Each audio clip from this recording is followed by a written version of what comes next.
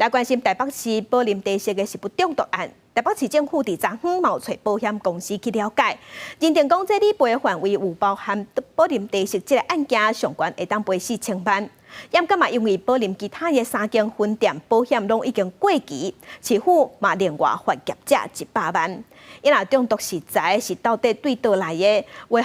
卫生局即马是有查封对越南进口的粉菌粉这款物件。已经有掌握13间业者，另外有5个动静。卫福部即马表示，其中有2个人考虑要换官。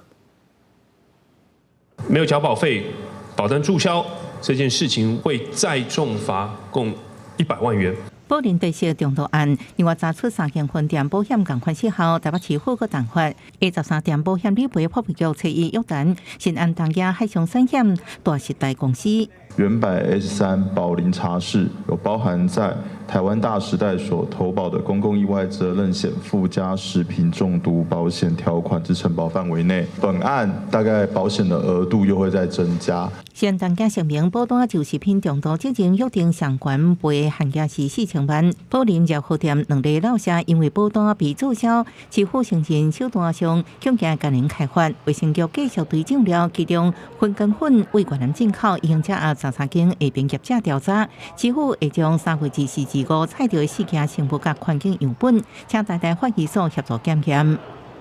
一个是厨师的手部样本，在24号采样的哈，还有一个是这个砧板的环境样本哈，还有25号采的2个刀具的样本哈。拜托台大医院这边哈，所长能够帮我们做检验哈，来看看是不是有相关的毒素哈。宝林 A13 项目前全台通报29例，其中新北增加1例，涉事女性伫3月之1捌到宝林 A13店食炒几啊条，做现头个听老舍想要吐已经等于休困，因为全台还有5例动静伫甲后病房。卫福部处长王必胜讲，有2位考虑换肝。这4位肝脏的损害都非常厉害，那甚至有2位可能考虑要换肝。陈员员表示，4个动静拢出现严重肝衰竭，有志功能用要无去，会向法医研究所提到2例死者病理资料，评估协助是不是换肝。另外10岁查甫囡仔被验出体内有米甲菌酸毒素，深受病危。伊先前国际案例罕见，医学报告也少，目前无法度预测，